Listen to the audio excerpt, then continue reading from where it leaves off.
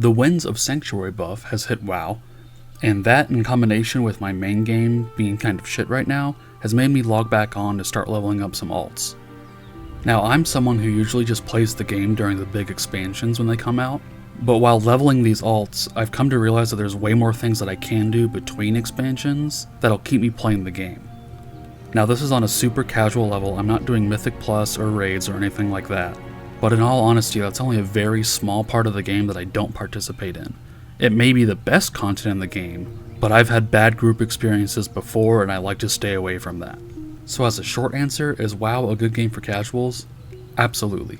There's almost 20 years worth of content here for you to do, and that will keep you playing for a very long time. But now we can go more in depth now that the short answer is out of the way. One of the things I really like about WoW is that old content doesn't scale to your level, meaning that you can go back and do old raids and dungeons, whatever you want, and you'll basically be one-shotting everything. This makes it easier and less tedious to go back and do old quest lines, farm out transmogs, and more importantly to me, farm out old mounts. Currently, that's my number one goal. I have a short list of mounts that I want, I'm going to farm those out and then I'll start working on the rest. I think I did kind of use up some of my RNG because I got 2 1% drop rate mounts back to back on my second and first runs of those raids. I have so many mounts on my list that even trying to get all of them done each week on one character is a huge task. However, that's where alts come in.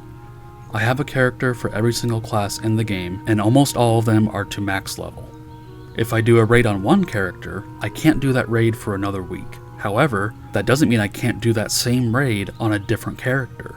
So instead of having one run to try and get invincible, I can have, over 10, or however many characters I have. Of course, that's if I want to farm ICC over 10 times during a week, which I really don't, but I have the option to.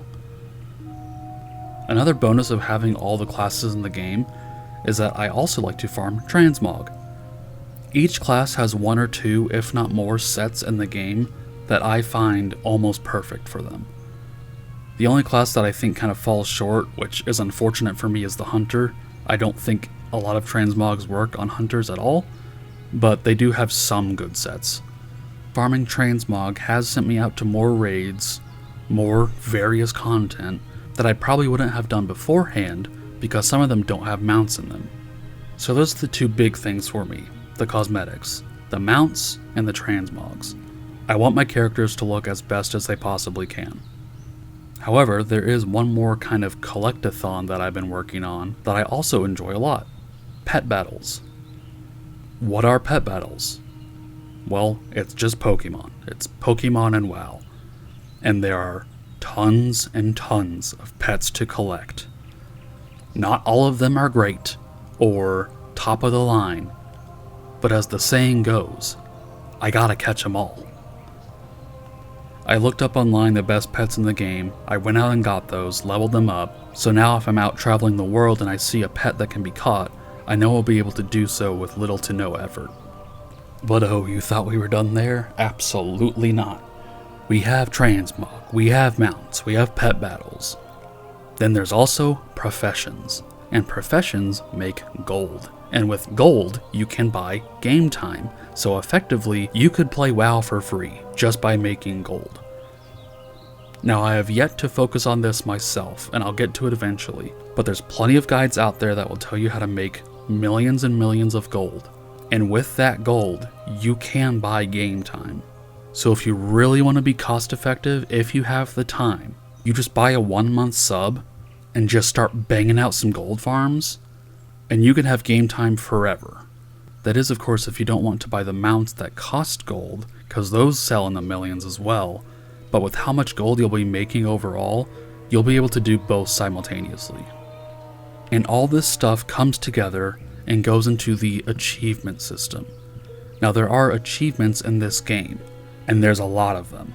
And for someone like me, who back in my PlayStation days would try and platinum almost every single game that I played, this is the ultimate goal that I am slowly working towards.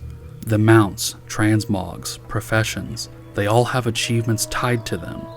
So no matter what, I'm going to be doing them because I want those achievement points.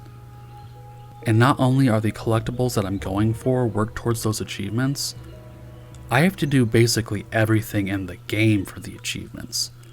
If there's a raid or a dungeon that doesn't have any of those cosmetics that I want, I'll still have to do it because I need the achievement for it. For me, I am working towards experiencing 100% of this game. Of course, these are all my thoughts. You might not care about achievements or pets or whatever, but to me, there is so much to do on the more casual side of the game that it's worth the investment. A lot of times you see more of the top creators saying that the game's bad and that it's terrible and stuff, but from their perspective, they are trying to min-max the hell out of their characters. They're only talking about raids on like mythic difficulty, etc, etc. But in the grand scheme of WoW, that is a small portion of the game. WoW has become the game that I play when I just want to chill out. I'll log on, do some old raids or dungeons, maybe I'll start leveling some alliance characters. Sorry, I got sick saying alliance. Anyways, those are the things that I look forward to. For me, it goes back to my love for the medieval, archaic style of fantasy with swords and bows, but you also have wizards and dragons. That is the fantasy that I enjoy. So I think if that's the fantasy you enjoy as well, then you would really enjoy this game. I'm not here to argue which game in the genre is the best. From my point of view, the Jedi are evil! Every game has their ups and downs. It just so happens that World of Warcraft is a game for me. If you're looking for a game with thousands of hours of content to just sink your teeth into, this might also be a game for you as well. Alright, you have made it to the end of the video. Now if you do think WoW is a game for you, perfect, because I don't have friends. So if you do start playing the game because of this and you think it sounds interesting, I'm 100% down to add you. We can do some old mount and transmog runs, do some old quest lines, whatever it is. I have plenty of characters I need a level that I could do. So that's just something to think of if you want. I will now take this time to thank my patrons. And WoW is not the only game that I'm playing. My perspective on games has shifted over the years. I'm now way more casual and laid back, as opposed to my old min-max have to be the best of the best in every category. I do want to try out Classic and Final Fantasy XIV, and I do have a character on SWTOR, but I haven't played that game in a while. So if you want to see a more casual perspective on those games, I'm willing to do so. I also don't only play MMOs, there are plenty of single-player games that I need to get to, and yes, at this point in my life, I just play them on easy difficulty because, again, I just want to chill. Gaming doesn't always have to be about the challenge of things, and I hope to remind people of that. But yeah, I guess that's all I have to say. Thanks for watching.